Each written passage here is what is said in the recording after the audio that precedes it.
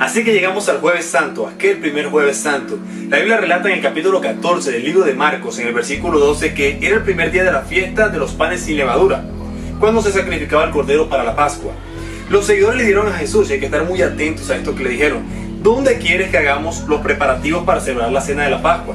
Entonces el Señor les dijo: vayan a la ciudad y encontrarán un hombre con un cántaro de agua. Sigan a ese hombre. Donde él entre, díganle al dueño de la casa. El maestro pregunta: ¿dónde está el cuarto donde voy a comer la Pascua con mis seguidores? Entonces el dueño les mostrará un cuarto grande en el piso de arriba, arreglado y listo. Preparen la cena allí para nosotros.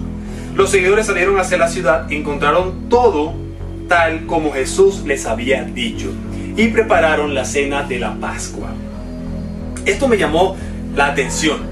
¿Cómo empieza el jueves para los discípulos y para Jesús? El Jueves Santo, el día de la Pascua, ellos tenían una tarea como hombres que era preparar la cena de la Pascua, con la que conmemoraban el exilio del pueblo de Israel del dominio del pueblo egipcio. Y algo que me llama la atención de esta historia hasta este punto, de este Jueves Santo, es la pregunta que los discípulos le hacen a Jesús: ¿dónde? ¿Dónde quieres que vayamos y preparemos la cena? Y Jesús les responde, y como ya vimos, le responde de una manera detalladísima. Les dice: se van a encontrar con este hombre, síganlo hasta este lugar, y hasta este lugar van a llegar hasta. Pero lo que más me encanta de esto es cuando en el versículo 15, ellos llegan donde el dueño. Jesús les dice lo siguiente: llegarán a donde un dueño que les va a mostrar un cuarto grande que está arreglado y listo. Arreglado y listo. El verso 16 dice que los seguidores salieron hacia la ciudad y encontraron todo como Jesús les había dicho. Y allí prepararon la cena de la Pascua. ¿Sabes qué me pone a pensar esto? Y es que a veces no tenemos los detalles de las respuestas específicas de parte de Dios, porque a veces no preguntamos de la manera correcta a Dios lo que debemos hacer. A veces iniciamos nuestro día, nuestra semana, cualquier proyecto empresarial, familiar, académico o espiritual sin hacerle una pregunta a Dios. O a veces lo hacemos sin hacer la pregunta correcta. Los seguidores preguntaron dónde iban a hacerlo, no preguntaron a quién le iban a preguntar, no dijeron como en otras ocasiones: Señor, ¿y ahora cómo haremos? No tenemos un lugar específico. Ellos estaban como que aprendiendo y se dieron cuenta que la cuestión era preguntar exactamente a Dios. La Biblia dice que no recibimos por dos cosas: porque o no pedimos o porque no sabemos pedir. Y me encanta saber que este Jueves Santo los discípulos supieron cómo hacer preguntas a Dios. Quizás tú y yo estamos pecando porque no sabemos hacerle las preguntas a Dios, porque estamos distraídos con otras cosas y no estamos haciendo las cuestiones correctas delante de Jesucristo en oración. Y vemos que cuando se hacen las preguntas correctas a Dios, Jesús nos las responde detalladamente. Así son las respuestas de Dios cuando preguntamos correctamente, cuando hacemos la pregunta oportuna. Sería una buena tarea, un buen ejercicio, empezar a evaluar las preguntas que estamos haciendo delante de Dios en oración, para saber si realmente no estamos recibiendo una respuesta porque no estamos preguntando bien. Ahora, algo que me encanta todavía más de seguir las direcciones de Dios, las respuestas de Dios, es cuando en el versículo 15 Dios les dice: van a llegar allá y el cuarto ya va a estar listo y arreglado. No solamente les responde la pregunta que es dónde van a preparar la cena, sino que Dios, en su infinita gracia e infinito poder, de una vez les dice: no se preocupen por lo que van a encontrar allá, ya está listo y está arreglado. Es en otra manera de decir, a veces nosotros hacemos una pregunta y Dios ya tiene la solución hecha. A veces no estamos haciendo ni viendo la solución realizada, el milagro de parte de Dios, porque no estamos haciendo el trabajo correcto en nuestros tiempos de oración. Los discípulos hicieron un trabajo correcto al preguntar dónde. Ellos esperaban un lugar. No es lo mismo que Jesús les diga: vayan a tal dirección, y ese es el dónde. Ya, les dijo el dónde.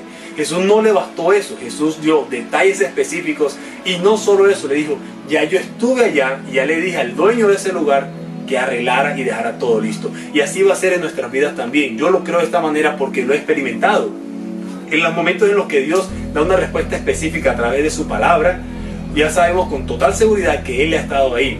Así como cuando el pueblo israelita iba a conquistar la tierra, ¿sí? Que en las épocas de Moisés o de Josué, el Señor les dijo: ya yo fui allá y les preparé una tierra que fluye leche y miel. Así son las respuestas de Dios a nuestras preguntas específicas. Sería un buen ejemplo a seguir en este Jueves Santo, hacer las preguntas correctas. Sabremos por la Biblia, porque confiamos en Jesús, que no solamente tendremos detalle a detalle en esa respuesta, sino que Dios ya habrá ido allá y nos enseñará cada uno de los pasos que debemos seguir. Aunque hemos basado la narración de estos días santos en el libro de Marcos o en el libro de Lucas, el libro de Juan, los capítulos del 13 al 17 tienen una información extra y detallada de todo lo que pasó este día del jueves en la cena, todo lo que el Señor Jesús les enseñó a sus discípulos y cuánto de ellos podemos aprender hoy en día. Yo te dejo la tarea para que tú vayas y los estudies y descubras un mensaje de Dios específicamente para ti. Algo que a mí me encantó de esto es cuando Jesús viene y lava los pies a sus discípulos. En aquellas épocas quienes hacían esto en medio incluso de los tiempos de fiesta eran los esclavos. Cuando Jesús hace esto, Él se está poniendo un ejemplo de servicio. Él está diciendo yo soy Dios, pero yo, quien soy el mayor entre todos, me pongo como el menor para mostrar la verdadera grandeza del Espíritu. En medio de la discusión, porque los discípulos tenían esa discusión, Dios les enseña de esta manera quién es realmente el que tiene la autoridad, y la autoridad está en el servicio. Que este jueves también podemos recordar que la autoridad está en el servicio. Todos conocemos la última cena o la cena del Señor, aquella que Leonardo da Vinci supo retratar en aquel hermoso cuadro y de la cual han resultado una cantidad de teorías muy raras, pero bueno, ya tú y yo sabemos de qué cena me estoy refiriendo. Esa cena está relatada aquí en el capítulo 14 del libro de Marcos. En ella, Dios toma un pan, Jesús toma un pan, da gracias a Dios, lo parte y lo reparte entre sus discípulos y le dicen, este es mi cuerpo, cómanlo y hagan esto en memoria de mí, como un recordatorio de mí. Después toma una copa de vino, bebe y le da a sus discípulos y les dice, esta es mi sangre que establece un nuevo pacto, la cual es derramada por muchos. Y lo que me llama mucho la atención de este momento es que esto se hace en el medio de la celebración de la Pascua. La Pascua era una celebración de recordatorio, era una celebración de conmemoración en la que el pueblo de Israel daba las gracias a Dios por haberlo liberado del yugo de Egipto, es decir, por haberlos liberado de la esclavitud en la que los tenía sometido el pueblo egipcio en aquel momento. Ellos usaban la Pascua para esto, para conmemorar esa época en la que Dios mostró su amor, su gracia y su poder para liberar al pueblo de Israel. En este momento Jesús está creando un nuevo hecho histórico para que no solo el pueblo de Israel, sino toda la humanidad también lo recordara y lo celebrara. Es de ahí que Él dice, este es mi cuerpo el que doy por ustedes. En aquella época se mataba un cordero para la expiación de pecados. Jesús se pone como el Cordero Santo de Dios, Cordero puro y sin mancha de Dios, para hacer la expiación de pecados. Y cuando Él dice que su sangre será derramada y que va a establecer un nuevo pacto, dice que ese pacto será a través de la sangre que va a ser derramada no por unos, sino por muchos. Jesús está haciendo una nueva muestra del poder, de la gracia y del amor de Dios al liberar no solamente al pueblo de Israel, sino que con su muerte en la cruz nos ha librado a ti y a mí del yugo de la esclavitud del pecado.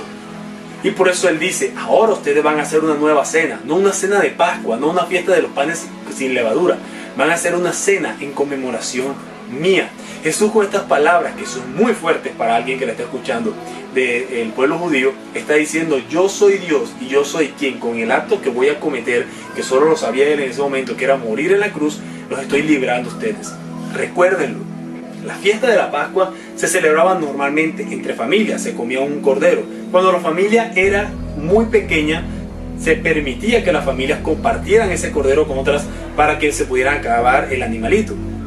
Por eso cuando Jesús dice que su sangre será derramada por muchos, está rompiendo una barrera y está diciéndoles no solo a los discípulos, sino a nosotros, no estoy muriendo, ni mi sangre será derramada, ni mi cuerpo será partido solamente por ustedes, por mi familia que son los discípulos, sino por muchos. Jesús vino a morir por todos y cada uno de nosotros y vino a hacer una nueva Pascua. ¿Qué tal si hoy, este Jueves Santo, conmemoramos con un acto de partir el pan y el vino en nuestras casas para recordar a Jesús y el sacrificio tan bello que hizo en la cruz para darnos la libertad de los pecados a ti y a mí? Jesús nos dice que esto hay que hacerlo con una autoridad eclesiástica, es decir, no tiene que haber un pastor, no tiene que haber nadie. De hecho, en la cultura judía, quien realizaba esto era el padre era quien realizaba, el padre de familia, era el que realizaba como cabeza del hogar todos los preparativos de la fiesta de la Pascua. Tú y yo también tenemos esa capacidad de hacerlo, porque Dios muere por esa capacidad. Jesús se entrega en la cruz para darnos esa oportunidad de poder conmemorar esa fecha cualquier día del año, no solamente el día de hoy, aunque hoy es un momento especial para hacerlo, pero cualquier día del año lo podemos hacer. Y es tomar pan, vino, y reunirnos en nuestra casa con nuestra familia y recordar cómo Jesús murió por ti y por mí en la cruz. De la misma manera como el pueblo de Israel recuerda la liberación que hizo Dios con ellos en Egipto, nosotros también debemos recordar a nuestro Dios, Jesús, muriendo por nosotros y liberándonos del yugo del pecado. Después de esto, después de la cena, Jesús sale al monte de Getsemaní a orar. Una de las cosas que me llama más la atención de este momento del Jueves Santo es que Jesús se siente aterrado. ¿Saben? Jesús era 100% Dios, pero también era 100% hombre. Y en este momento decisivo, en el que él sabía lo que le iba a suceder dentro de solo unas cuantas horas, él tenía miedo como tú y como yo podemos tener miedo en cualquier momento. En el versículo 38 del capítulo 14, el relator cuenta esto. Jesús se encontraba orando en el monte del Getsemaní y les dijo a sus discípulos: oren, porque me siento desfallecer. Los dejó orando a un lado y él se fue a orar un poco más lejos. Cuando él regresa los encuentra dormidos, y esto pasa dos veces los deja diciéndoles: oren, se va a orar, y cuando regresa los encuentra dormidos. Así que Jesús les dice: permanezcan alerta y oren para que no caigan en tentación. El espíritu está dispuesto a hacer lo correcto, pero el cuerpo es débil.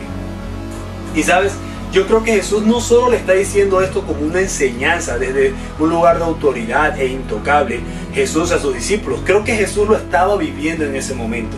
Creo que Jesús, porque la misma Biblia me dice que él tenía miedo y le pedía a Dios en sus oraciones que por favor, si era posible, no tuviera que morir, pero que él se sujetaba a la voluntad de Dios Padre. Es decir, Jesús tenía miedo en ese momento, Jesús estaba aterrado. La misma Biblia cuenta de que sudaba gotas como de sudor, del miedo y el pavor que tenía a enfrentarse a la cruz. Y me gusta que él dice: permanezcan alerta y oren para que no caigan en tentación. Él les dio una tarea a sus discípulos, que era que oraran. Por eso él les dice: permanezcan alerta. ¿Alerta en qué? En la oración que ya les di, en la orden que ya les di que oren. Y oren para que no caigan en tentación. Estas dos cosas eran exactamente las mismas dos cosas que él estaba haciendo, que Jesús estaba haciendo. Estaba tratando de permanecer alerta. Además de que estaban en fiestas, él se fue a orar, ¿sí? Él estaba permaneciendo alerta con la tarea que Dios Padre le había entregado a él, que era la de morir en la cruz por ti y por mí. Y estaba orando para no caer en la tentación de abandonar esa tarea. Jesús estaba predicando con su ejemplo. Solamente les resumió ese ejemplo a los discípulos para que nosotros hoy también lo pudiéramos entender. Él dice que el espíritu está dispuesto a hacer lo correcto, pero el cuerpo es débil. Si tanto Jesús en sus momentos más difíciles necesitaba de la oración, ¿cuánto tú y yo entonces llegaremos a necesitar de ella? Si Jesús, siendo 100% de 100% hombre, necesitaba orar para no caer en la tentación, creo que tú y yo debemos estar más alerta aún y seguir orando para no caer en la tentación. Porque nuestro espíritu quiere hacer las cosas buenas, como Pablo decía: lo bueno que quiero hacer, eso no hago.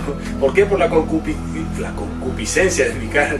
Es decir, por el deseo pecaminoso que tengo aquí en la carne. No hago esas cosas buenas. Aunque mi espíritu quiera hacerlas, no las hago. Jesús dice: eso se vence con la oración, para que el espíritu tenga más fuerza que nuestra carne.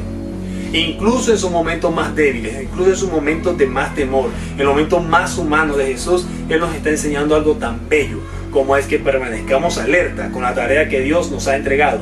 ¿Cuál es la tarea que Dios te ha entregado? Que permanezcamos alerta con nada más y nada menos que la oración. Que entendamos que nuestro espíritu es fuerte, pero solo si lo alimentamos a diario, con una relación de verdad con Dios. Así que de este jueves podemos concluir 4 cosas. Debemos hacer las preguntas correctas y obtendremos las respuestas indicadas. Debemos servir, porque es la autoridad que el Señor Jesús nos ha entregado. Nuestra autoridad está en el servicio. Debemos recordar, conmemorar la nueva Pascua con la cena del Señor. Hoy es un gran día para hacerlo, pero cualquier día es un buen día para hacerlo.